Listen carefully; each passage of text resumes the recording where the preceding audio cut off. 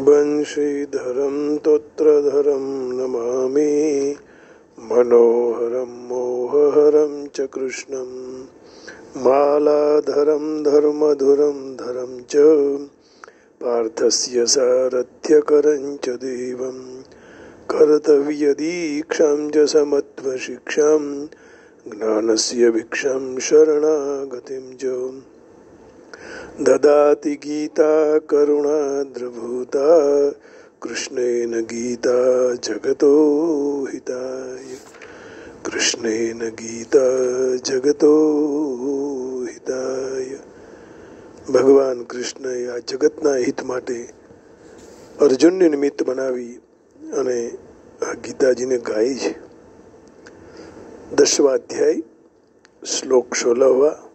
आइए भगवान को 16वां श्लोक और 17वां 2 श्लोक अर्पण करेंगे आज। तो विभूतियों का ज्ञान भगवान में दृढ़ भक्ति करने वाला है। जब तक हमें ज्ञान नहीं होगा विभूति का, तब तक भगवान में दृढ़ भक्ति नहीं होगी। एताम विभूतिम योगम च मम यो वेत्ति तत्वतः सो विकम्पेन योगेन युज्यते नात्र संशयः। एतां विभूतिं योगं च मम यो वेत्ति तत्वतः सो विकम्पेन योगेन युज्यते नात्र संशयः। अब आगे 3 श्लोक में अर्जुन भगवान को विभूतियों को विस्तार से कहने के लिए प्रार्थना कर रहे हैं। अर्जुन भगवान से प्रार्थना कर रहे हैं कि आप विभूतियों को कहो। अब श्लोक इस प्रकार है। वक्तुमर्हस्य शेषेण दिव्यायात्मविभूतयः यभिर्विभूतिभिर्लोका निमौस्त्वं व्याप्य तिष्ठसि। वक्तुमर्हस्य शेषेण दिव्यायात्मविभूतयः याभिर्विभूतिभिर्लोका निमौस्त्वं व्याप्य तिष्ठसि। ही याभिः विभूतिभिः, इसलिए जो भी विभूति के द्वारा त्वम ईमान आप इस लोकान व्याप्य तिष्ठसि, सारे लोगों को व्याप्त कर बैठे हो, व्याप्त हुए बैठे हो। दिव्याः आत्म विभूतयः, अपनी दिव्य विभूतियों को अशेषेण वक्तुम अर्हसि, संपूर्णतया कहने के लिए आप ही समर्थ हो। आपकी विभूति को कहने के लिए आप ही समर्थ हो, क्योंकि आपके जैसा दूसरा कोई है ही नहीं। जैसे मनु और शत्रुपा ने भगवान से कहा था कि आपके जैसा बेटा हमारे यहाँ अवतरित हो, तब भगवान ने कहा कि मेरे जैसा कोई नहीं है, मुझे ही आना पड़ेगा। और 10,000 बरस तक मनु राजा ने तप किया। उस मनु के हम सब मानव हैं, हमें भी तप करना चाहिए। तो भगवान ने पहले 7वें श्लोक में ये बात कह दी थी कि जो भी मनुष्य विभूतियों को योग के तत्व से जान ले, वह मुझ में अटल भक्ति वाला हो जाता है। यह सुनकर अर्जुन के मन में हो गया कि भगवान में दृढ़ भक्ति होने का यह श्रेष्ठ उपाय है, क्योंकि भगवान की विभूतियों को योग के तत्व से जानने के लिए मनुष्य का मन भगवान की तरफ सहजतया खींचा जाता है। भगवान में उनकी स्वाभाविक भक्ति जागृत हो जाती है। अर्जुन अपना कल्याण इच्छते हैं और कल्याण के लिए भक्ति ही सर्वश्रेष्ठ उपाय है, और कोई उपाय नहीं। यदि मंगल करना है, कल्याण करना है, तो भक्ति करो भगवान की बस। इसलिए अर्जुन ने कहा कि विभूतियों के द्वारा आप अपने लोकों में व्याप्त हैं और स्थित हैं। याभिर्विभूतिभिर्लोका निमौस्त्वं व्याप्य तिष्ठसि। अलौकिक विलक्षण विभूतियों का विस्तार पूर्वक संपूर्णता से वर्णन करो प्रभु। मैं पिपासु हूँ, मैं श्रवण करने के लिए इच्छुक हूँ। क्योंकि आपकी कथा है ना, श्रवण मंगलम श्रीमदाततम भुवि गृह्णन्ति ते भूरितः जना। क्योंकि उनके कहने में आप ही समर्थ हो, आपके सिवाय विभूतियों को दूसरा कोई नहीं कह सकेगा। वक्तुम अर्हस्य शेषण, पहले ही आपने 7वें 9वें और 10वें अध्याय में आरंभ में अपनी विभूतियों को बता दिया और उनको जानने का फल दृढ़ भक्ति योग होने का भी बताया। इसलिए मैं आपसे अब विभूतियों को जान लूं, मेरा उसमें दृढ़ भक्ति हो जाए। इसलिए आप अपनी विभूतियों को पूरी तरह से संपूर्ण रीत से कह दो, कुछ बाकी मत रखें। दिव्यात्म विभूतया, विभूतियों को दिव्य कहने का तात्पर्य यह है कि संसार में जो कोई भी विशेषता दिखाई देती है उसके मूल में परमात्मा है, संसार नहीं। इसलिए संसार की विशेषता देखना ही तो भोग है और परमात्मा की विशेषता देखना योग है। जो कुछ भी दिखाई दे रहा है वो सारे के मूल में परमात्मा है, संसार नहीं भाई। संसार तो आज है कल नहीं है, और यदि देखोगे तो वो भोग है और भगवान की ओर चले जाओगे तो योग है। संसार कैसा है? संसरति इति संसार, खिसक रहा है, नष्ट हो रहा है, क्षीण हो रहा है, परिवर्तन हो रहा है संसार में। अर्जुन भगवान को कह रहे हैं कि आपकी संपूर्ण विभूतियों का वर्णन आप ही कर सकते हो, क्योंकि आप स्वयं खुद को जानते हो, स्वयं को जानते हो, और दूसरा आपको कौन जान सके, ये संभव ही नहीं है। इसलिए इसी अध्याय के दूसरे और 14 श्लोक से आप अपनी तमाम विभूतियों मुझे कह दो, जिससे मुझे अविचल भक्ति योग प्राप्त हो जाए। जिस ध्रुव को अविचल भक्ति दी वैसे मुझे भी प्राप्त हो जाए। कथम विद्यामहं योगिस्त्वां सदा परिचिन्तयन् केषु केषु च भावेषु चिन्त्योऽसि भगवन् मया। 17वां श्लोक। कथम विद्यामहं योगिस्त्वं सदा परिचिन्तयन् केषु केषु च भावेषु चिन्त्योऽसि भगवन् मया। हे योगिन, हे योगेश्वर, सदा परिचिन्तयन्, निरंतर सांगोपाक चिंतन करते हुए मैं अहम त्वाम आपको, कथम विद्याम कैसे मैं जान सकूं, च भगवान केशु केशु भावेशु, हे भगवान कौन से भावों में आप मया चिंत्य असि मेरे द्वारा, मुझ अर्जुन के द्वारा चिंतन करने के लिए योग्य हैं। अर्थात कौन से भावों में आपका चिंतन करूं। तो 7वें श्लोक में भगवान ने जो मेरी विभूति और योग से तत्व को जानते हैं अविचल, वह अविचल भक्ति से युक्त हो जाता है। इसलिए अर्जुन भगवान से पूछ रहे हैं कि निरंतर चिंतन करता हुआ मैं आपको कैसे जान सकूं। केशु केशु जो भावेशु चिंत्योऽसि भगवन् मया। 8वें अध्याय के 14वें श्लोक में भगवान ने कहा कि जो अनन्यथा होकर अनन्याश्चिन्तयन्तो माम ये जना पर्युपासते तेषां नित्याभियुक्तानां योगक्षेमं वहाम्यहम्। फिर 9वें अध्याय के 22वें श्लोक में भगवान ने कहा कि अनन्य भक्त निरंतर मेरा चिंतन करता रहे तो योग क्षेम भी मैं वहन करता हूँ। तो इस तरह से चिंतन का महिमा सुनकर अर्जुन ने कहा कि मैं चिंतन से ही अपने तत्व को जान लूं। तो वह चिंतन मैं कैसे करूं? कई वस्तु, व्यक्ति, स्थल, घटना, परिस्थिति, कहाँ आपका चिंतन करूं आप बताइए प्रभु। और यह चिंतन करना ही साधना है। और तत्व से जानना साध्य है ना। चिंतन करना ही साधना है और भगवान को तत्व से जानना ही साध्य है। तो यहाँ अर्जुन ने पूछा कि मैं कहाँ किस तरह वस्तु, व्यक्ति, स्थान आदि में अपना चिंतन करूं। परंतु भगवान ने आगे उत्तर दे दिया कि जहाँ जहाँ भी तू चिंतन करेगा वहां वहां तू मुझे ही समझ ले। कहલું ને, જ્યાં જ્યાં નજર મારી તરે યાદી ભરી अपनी। तो ये कोई प्रेमी अपने प्रेमी को कह रहा है, लेकिन यह भगवान के लिए भी कह सकते हैं।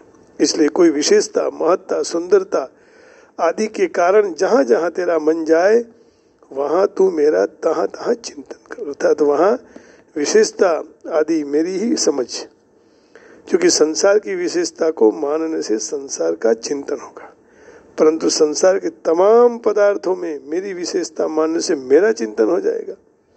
कुछ भी हो भगवान ने किया, भगवान से हो रहा है, तो संसार का चिंतन मेरे चिंतन में परिवर्तित हो जाता है। अर्जुन के प्रश्न का तात्पर्य यही हुआ कि भगवान आप कौन से रूप में प्रकट होते हो, जिन रूपों का आप प्रकट हो मैं उसका चिंतन कर सकूं। अर्जुन ने इस प्रश्न का सुगमता पूर्वक भगवत प्राप्ति का उद्देश्य किया है। अर्जुन तमाम साधकों के प्रतिनिधि हैं, इसलिए उनका ये प्रश्न साधकों के लिए है। अर्जुन भगवान श्री कृष्ण को जानते थे, परंतु उनके समग्र रूप को नहीं जानते थे, तो उसमें भगवान के स्वरूप को जानने की जिज्ञासा थी। इसलिए वे पूछ रहे हैं कि मैं आपके समग्र रूप को कैसे जान सकूं, कौन से रूप में मैं आपको चिंतन करूं। इससे सिद्ध हो गया कि भगवान की विभूतियां गौण नहीं है, परंतु भगवत प्राप्ति का माध्यम होने से मुख्य है। विभूति रूप से साक्षात भगवान ही है। जहां तक मनुष्य भगवान को नहीं जानते हैं, वहां तक उसमें गौण और मनुष्य मुख्य की भावना रहती है। गौण मुख्य और मुख्य कार्य संप्रत्यय, तो इसी व्याकरण की परिभाषा से भी ये जान सकते हैं कि सबसे मुख्य प्रधान कौन है, भगवान है, क्योंकि उसी से तो सब कुछ हो रहा है। अभिन्न निमित्तोपादान कारण भी भगवान है, कार्य कारण भी ईश्वर ही है, सब कुछ ईश्वर है। फिर गौण को क्यों गिने, प्रधान को ही गिनना चाहिए। गौण मुख्य और मुख्य कार्य संप्रत्यय, मुख्य को ले लो तो गौण आ जाएगा, गौण को लेने से मुख्य नहीं रहेगा, प्रधान को पकड़ने से अप्रधान भी आ जाते हैं। तो भगवान को जानने के बाद गौण और मुख्य की भावना फिर नहीं रहती, कौन मुख्य कौन गौण नहीं, भगवान ही सब कुछ। भगवान के सिवाय कुछ ही नहीं ठहरता है। इसमें कौन गौण और कौन मुख्य, तात्पर्य यही हुआ कि गौण मुख्य साधक की दृष्टि में, गौण अथवा मुख्य भगवान और सिद्ध की दृष्टि में नहीं है। इसलिए कह रहे हैं आगे, विस्तरेणात्मनो योगम विभूतिम च जनार्दन भूयः कथय तृप्तिर्हि शृण्वतो नास्ति मे मतम। इन 3 श्लोकों में अर्जुन ने प्रश्न पूछा। अब भगवान आगे अपनी विभूति कहेंगे। जनार्दन, हे जनार्दन, आत्मनः योगम, आप अपनी योग शक्ति को, च विभूतिम, और विभूतियों को, विस्तरेण भूयः कथय, विस्तार से फिर से कहो। ही, क्योंकि अमृतम, आपके अमृत जैसे वचनों को, सुनवतः में तृप्ति ही न अस्ति, सुनते सुनते मैं तृप्त नहीं हो रहा हूँ। हम लोगों को आज 5000 साल के बाद इतना आनंद मिल रहा है, तो साक्षात प्रभु के मुख से, मुखारविंद से जब अर्जुन जी सुन रहे होंगे तो कितना आनंद होता हुआ होगा, इसकी कल्पना नहीं कर सकते हम लोग। तो भगवान ने 7वें और 9वें अध्याय में ज्ञान विज्ञान को विस्तार से कहा, विषय को विस्तार से कह दिया। इतने कहते हुए भी उनकी तृप्ति नहीं हुई। 10वें अध्याय में भगवान ने अपने तरफ से ही कहने का शुरू कर दिया। भगवान ने 10वें अध्याय में आरंभ में कहा कि तू फिर से मेरे परम वचन सुन। ऐसा सुनकर भगवान की कृपा और महत्व की और अर्जुन की दृष्टि विशेषता से चली गई और वह भगवान को फिर सुनने के लिए प्रार्थना करते हैं। अर्जुन कह रहे हैं, आप अपना योग और विभूतियों को विस्तार पूर्वक फिर से कहो, क्योंकि आपने आपके अमृतमय वचन सुनते सुनते मैं तृप्त नहीं हो रहा हूं। तव कथा अमृतम तप्त जीवनम कविभिरीडितम कल्मषापम। जैसे जैसे कथा सुनते हैं वैसे संतप्तता, हरि को मिलने की इच्छा बढ़ती जाती है। तो मन कह रहा है कि और अभी मुझे सुनना है। भगवान कथा में भी ऐसा होना चाहिए, जितना सुने और सुनने की इच्छा हो, जितनी कहे और कहने की इच्छा हो। तो भगवान की विभूतियों को सुनने से भगवान में प्रत्यक्ष आकर्षण बढ़ता जाता है। इसलिए अर्जुन को हुआ कि विभूतियों का ज्ञान होने से भगवान की ओर मेरा विशेष आकर्षण हो जाएगा, भगवान में सहज मेरी दृढ़ भक्ति हो जाएगी। इसलिए अर्जुन विस्तार पूर्वक फिर से प्रार्थना करते हैं, भूयः कथय तृप्ति शृण्वतो नास्ति में मृतम्। तो अर्जुन श्रेय का साधन इच्छ रहे हैं। जैसे दूसरे अध्याय के 7वें श्लोक में, तीसरे अध्याय के दूसरे श्लोक में और 5वें अध्याय के प्रथम श्लोक में भगवान ने विभूति योग एवं और योग के तत्व से जानने के लिए फल अपने में दृढ़ भक्ति होना का बताया है। 10वें अध्याय के 7वें श्लोक में भी कहा। तो अर्जुन ने विभूतियों को जानने वाली बात बहुत सरल लगी और दूसरा कोई काम करने का नहीं है और कोई चिंतन नहीं करना नया, परंतु जहाँ कहीं भी विशेषता आदि कोई मन का स्वाभाविक आकर्षण हो वहाँ विशेषता को भगवान की ही विशेषता मान लेनी। तो इससे मन की विभूतियों को प्रवाह संसार तरफ नहीं जाएगा, भगवान तरफ चला जाएगा। इसलिए मेरी भगवान में दृढ़ भक्ति हो जाएगी, मेरा सहजता से कल्याण होगा। कितनी सीधी सरल सुगम बात है। इसलिए भगवान की विभूतियों को फिर से कहने के लिए भगवान से प्रार्थना करते हैं। जैसे कोई भोजन करने के लिए बैठ जाए तो भोजन में कोई वस्तु स्वादिष्ट प्रिय माल लगे, रुचि बढ़े, तो वह बारंबार मांगते हैं कि मुझे ये दे दो। परंतु उसमें दो विघ्न आते हैं, एक तो वस्तु कम हो या तो प्रमाणमा हो तो पूरी तृप्ति नहीं होती मिलती, दूसरा वस्तु अधिक मात्रा में आ जाए तो भी पेट भर जाता है। परंतु भगवान की विभूतियों को विभूति सुनने में अर्जुन की रुचि का अंत ही नहीं है। वह कान द्वारा अमृतमय वचनों को सुनते सुनते वचन न तो वचनों के अंत आते हैं और न सुनते सुनते तृप्ति होती है।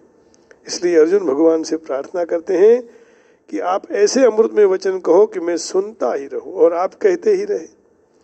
जैसे भूखिया को भोजन, तरसिया को तृषा जिसको है, प्यासा है, उसको पानी प्रिय लगता है। इस तरह जिज्ञासु अर्जुन को भगवान के वचन बहुत प्रिय लग रहे हैं, विलक्षण लग रहे हैं। जैसे जैसे भगवान के वचन सुनता रहता है वैसे उसे उसी जिज्ञासा बढ़ती जा रही है और उस तरह भगवान की तरफ विशेष प्रीति बढ़ रही है, विशेष भाव बढ़ रहा है। गीता दर्पण के 12वें लेख में गीता में भगवान के विविध रूपों का प्रकट लिखा है। अब देखिए, कान का विषय शब्द है। शब्द दो जात के होते हैं, वर्णनात्मक और ध्वन्यात्मक। कान के द्वारा शब्दों को सुनकर अपने को प्रत्यक्ष ज्ञान हो जाता है, अप्रत्यक्ष स्वर्ग नरक आदि का ज्ञान होता है। इसलिए वेदांत प्रक्रिया श्रवण मनन निधिध्यासन, श्रवण उसमें सबसे पहले आया। भक्ति में भी श्रवणम कीर्तनम पहले आया। तो शास्त्रों में जो परम तत्व परमात्मा तत्व का वर्णन किया है उसका ज्ञान परोक्ष अपने कानों से ही होता है, अर्थात कानों से सुनकर ही उनके अनुसार मानने का, जानने का और अपने को परमात्मा तत्व का साक्षात्कार करना चाहिए। शब्द में अचिंत्य शक्ति है। तो इन्होंने कहा कि मुझे आप अपनी विभूतियों को कहो। 3 श्लोक इस प्रकार गालेंगे। वक्तुमर्हस्य शेषेण दिव्यात्मविभूतया याभिर्विभूतिभिर्लोका निमौस्त्वं व्याप्य तिष्ठसि कथं विद्यामहं योगिस्त्वं सदा परिचिन्तयन् केषु केषु च भावेषु चिन्त्योऽसि भगवन् मया विस्तरेणात्मनो योगं विभूतिं च जनार्दन भूयः कथय तृप्तिर्हि शृण्वतो नास्ति मे मृतम्। आप फिर से कहो, क्योंकि इस अमृत को सुनने के लिए मैं आतुर हूं और मुझे सुनते सुनते तृप्ति नहीं हो रही है। गीता जी के 2 अध्याय के 7वें श्लोक में भगवान इसी बात को दोहरा रहे हैं कि अब भगवान की कथा ही ऐसी है। मेरा तो अभी अभी अनुभव है, लेकिन फिर भी बहुत आनंद आ रहा है। कार्पण्य दोषोपहत स्वभाव पृच्छामि त्वं धर्म सम्मूढ़चेतः यच्छ्रेयस्यान्निश्चितं ब्रूहि तन्मे शिष्यस्तेऽहं शाधि मां त्वं प्रपन्नम। कायरता रूपी दोष के कारण तिरस्कार के पात्र स्वभाव वाला, धर्म की बाबत में मोहचित्त हुआ मैं आपसे पूछ रहा हूँ कि मुझे निश्चित रूप से जो कोई भी कल्याण वाली बात हो वो मुझे कहो, मैं आपका शिष्य हूँ और आपके शरण में आया हूँ, मुझे उपदेश दो। और तीसरे अध्याय के दूसरे श्लोक में भी भगवान कह रहे हैं, ये कार्पण्य दोषों में कितनी बड़ी बात कह दी भगवान कि मैं आपके शरण में हूँ बस। अब एक बार शरण में जाने के बाद भगवान ही व्यामिश्रेणेव वाक्येन बुद्धिं मोह यसीव में तदेकं वद निश्चित्य येन श्रेयो हम अपनुयाम। आप दो दूसरी मिश्र वचन कह रहे हैं, मेरी बुद्धि उसमें मोहित हो रही है। निश्चित कर से एक बात कहो कि जिससे मैं कल्याण प्राप्त हो जाऊं। और 5वें अध्याय के प्रथम श्लोक में भी भगवान ने यही कहा, अर्जुन ने यही कहा। क्या कहा? संन्यासम कर्मणाम कृष्ण पुनर्योगम च संशसि यच्छ्रेय एतयोरेकम तन्मे ब्रूहि सुनिश्चितम। अब मुझे कोई निश्चित बात कह दो आप, हे कृष्ण। एक तरफ आप कर्मों और संन्यास की त्याग की और दूसरी तरफ कर्मयोग की प्रशंसा कर रहे हो, इन दोनों साधन में से कौन सा कल्याणकारी है यह आप बताइए, क्योंकि मैं इसमें निर्णय नहीं कर पा रहा हूं। तो आइए ये तीनों श्लोक भगवान के अर्पण करते हुए अब हम स्वामी प्रभुपाद भक्ति वेदांत जी के भाव को थोड़ा लेंगे। तो इस श्लोक में पूर्ण पुरुषोत्तम परमेश्वर विष्णु के बारे में अपने ज्ञान से पहले से ही संतुष्ट हो गया है, ये बात अर्जुन ने कह दी। कृष्ण कृपा से अपने अनुभव, बुद्धि, ज्ञान साधनों से मनुष्य जो कुछ भी प्राप्त करता है, प्राप्त हुआ है, वह कृष्ण भगवान की कृपा से प्राप्त हुआ है। अब ये समझ गया, इसमें कोई उसके मन में शंका नहीं। ये भी स्वीकार लिया कि परमात्मा कृष्ण सर्वव्यापक है। तो विशेषवादी भगवान की सर्वव्यापकता के बारे में उत्सुक होते हैं। अर्जुन ने पूछा, कृष्ण विभिन्न शक्तियों से सर्वव्यापक कैसे हैं? तो अर्जुन सामान्य लोगों के हित के लिए पूछ रहे हैं, ये अपने को जानना चाहिए। अब पहले के अध्याय में भी कहा कि पूर्ण पुरुषोत्तम परमेश्वर ही अपनी माया से, योग माया से आवृत्त रहते हैं। शरणागत जीव भक्त उनके दर्शन कर सकते हैं। अब उनको खात्री निश्चय हो गया कि मित्र कृष्ण परमेश्वर है। मनुष्य भी कोई भी प्रक्रिया से सर्वव्यापक भगवान को समझ सके, ऐसी प्रक्रिया जानने की उसकी इच्छा है। ये हमारे लिए पूछा उसने। असुर और नास्तिकों सहित सामान्य जन कृष्ण को जान नहीं सकते, क्योंकि भगवान अपनी योग माया शक्ति को आवरण में रखते हैं। और अर्जुन ने इस प्रश्नों के लोगों को हित के लिए पूछे। श्रेष्ठ भक्त मात्र ज्ञान के लिए चिंतित नहीं होता है, परंतु समग्र मानव जाति के उद्धार के लिए चिंतित रहता है।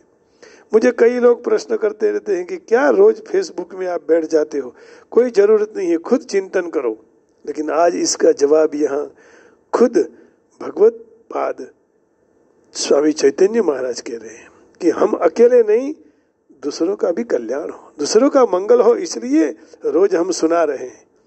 ताकि शायद मैं कौन किसी को सुधारने वाला, सुधारने के लिए नहीं, शायद भगवान में उनका मन लग जाए, भगवान में भक्ति लग जाए। तो मेरा यह परिश्रम कहो, मेरी ये भक्ति कहो, मेरा यह भाव कहो, मेरा ये जो कोई भी मैं ये कार्यक्रम चला रहा हूं, जो कुछ भी आप कह सकते हो, आप उसकी निंदा भी कर सकते हो, आपको अधिकार है। लेकिन श्रेष्ठ भक्त यही करते हैं कि दूसरे का भी मंगल हो, दूसरे की चिंता करते हो। तो मैं श्रेष्ठ भक्त हूं ये भी नहीं कहना चाहता हूं, लेकिन मेरी भावना यही है कि सब सुने, उसमें से किसी का मंगल हो जाए। तो वैष्णव समान अर्जुन परमेश्वर की सर्वव्यापकता का विशेष ज्ञान का द्वार खोल रहे हैं और कृष्ण को इरादा पूर्वक योगिन कह रहे हैं। कथम विद्यामहम योगिन स्वाम सदा परिचिंतयन्, क्योंकि श्री भगवान कृष्ण की योग माया के माया है भगवान कृष्ण की, और भगवान योग माया के स्वामी हैं। इसलिए सामान्य जन आवृत अनावृत हो जाते हैं। कृष्ण प्रति प्रेम नहीं रखने वाले सामान्य मनुष्य कृष्ण का चिंतन नित्य नहीं कर सकता। और हम देखते भी हैं कि भौतिक विचार करना पड़ता है। अर्जुन इस जगत के भौतिकवादी मनुष्यों की चिंतन प्रवृत्ति के विषय में विचार कर रहे हैं। केशु केशु च भावेशु, इस शब्द भौतिक प्रकृति को निर्देश कर रहे हैं। भौतिक बाबतों का, भौतिकवादी मनुष्यों का कृष्ण को आध्यात्मिक तरह से समझ नहीं सकते हैं। भौतिकवादी भौतिक वस्तुओं में मन को एकाग्र करने की कृष्ण किस तरह भौतिक रूपों में प्रकट होते हैं, ये देखने का कहा। विस्तरेणात्मनो योगम विभूतिम च जनार्दन भूय कथय तृप्ति ही शृण्वतो नास्ति में मृतम, मैं तृप्त नहीं हो रहा हूँ। नैमिषारण्य में शौनक आदि ऋषियों ने ऐसा ही निवेदन सुत गोस्वामी समक्ष किया था। वयम तु वितृप्यामः उत्तम श्लोक विक्रमे यच्छृण्वतां रसज्ञानम स्वादु स्वादु पदे पदे। मनुष्य उत्तम श्लोक कृष्ण की दिव्य लीलाओं का निरंतर श्रवण करता रहे फिर भी कभी तृप्त नहीं होते। तो मनुष्य कृष्ण के साथ अपना दिव्य संबंध उन्होंने बांध लिया है मनुष्यों ने, तो वे हर पांव जब रखते हैं तो भगवान की लीला का कथन का रसास्वादन का आनंद लेते हैं। भागवत जी के श्रीमद् भागवत जी के पहले स्कंद में पहले अध्याय में 19वें श्लोक में कहा है। इस तरह अर्जुन कृष्ण के बारे में विशेष सुनने के लिए रुचि रखते हैं, खास करके कृष्ण किस तरह से सर्वव्यापक परमेश्वर रूप है रहे वह जानने की इच्छा रखते हैं।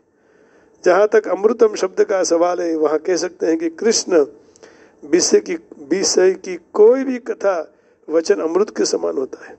हम अमृत का अनुभव वास्तविक व्यवहार में भी कर सकते हैं। आधुनिक वार्ता, नवल कथा, इतिहास कृष्ण की दिव्य लीलाओं से इतना चिंतन भिन्न है। मनुष्य दुन्यवी वार्ताओं को सुनने में कंटाल जाता है, परंतु कृष्ण के बारे में श्रवण करने में कभी थकता नहीं। इसी कारण समग्र ब्रह्मांड का इतिहास भगवान के अवतारों की लीलाओं का संदर्भों से भरा हुआ है। अपने पुराण बीतेले युग के इतिहास है, उसमें भगवान के विविध अवतारों की लीलाओं का वर्णन है। श्री बारंबार वांचन करने से विषय वस्तु नित्य नई लगती है। कितनी बार भी आप पढ़ो नित्य नया ही लगता है। तो 10वें अध्याय का 16, 17 और 18वां श्लोक है ना, तीनों का अर्थ एक साथ में कर लेते हैं। आज समय दौड़ रहा है, घड़ी दौड़ रही है। 16वां, पहले 16वां। Please tell me in detail of your divine affluence by which you pervade all these worlds. Please tell me in details of your divine affluence by which you pervade all these worlds. 17वां श्लोक। O Krishna, O Supreme Mystic, how shall I constantly think of you? And how shall I know you? In what various forms are you to be remembered, O Supreme Personality of Godhead? O Krishna, O Supreme Mystic, how shall I constantly think of you? And how shall I know you? In what various forms are you to be remembered, O Supreme Personality of Godhead? अंतिम 18वां श्लोक। O Janardana, again please describe in detail the mystic power of your affluence. I am never sated in hearing about you, for the more I hear, the more I want to taste the nectar your words. वाह, मैं तृप्त नहीं हो रहा हूँ। ओ Janardan, again please describe in detail the mystic power of the your opulence. I am never satisfied in hearing about you. For the more I hear, the more I want to taste the nectar of your words. Satisfied माने satisfaction जो ऐसा ही words है वहाँ नहीं होते हैं। तो आज भजन भगवान के सामने नहीं गाएंगे, समय हो चुका है, लेकिन भगवान का कीर्तन जरूर करेंगे। कीर्तन करने से कीर्तन में भगवान को आना पड़ता है ना। राधे राधे राधे राधे राधे राधे गोविंदा, राधे राधे राधे राधे गोविंदा, राधे राधे राधे राधे गोविंदा। वृंदावन छंद वृंदावन छंद, अनाथ नाथा दीन बंधु राधे गोविंदा, अनाथ नाथा दीन बंधु राधे गोविंदा। राधे राधे राधे राधे गोविंदा, राधे राधे राधे राधे गोविंदा। वृंदावन छंद अनाथ नाथ दीन बंधु राधे गोविंदा, अनाथ नाथा दीन बंधु राधे गोविंद। नंद कुमारा नवनीत चोर राधे गोविंदा, नंद कुमारा नवनीत चोरा राधे गोविंदा, नंद कुमारा नवनीत चोरा राधे गोविंदा। अनाथ नाथा दीन बंधु राधे गोविंदा। पुराण पुरुषा पुण्य श्लोका राधे गोविंदा, पुराण पुरुषा पुण्य श्लोका राधे गोविंदा। पंडरीनाथ पांडुरंगा राधे गोविंदा, पंडरीनाथ पांडुरंगा राधे गोविंदा। अनाथ नाथा दीन बंधु राधे गोविंदा।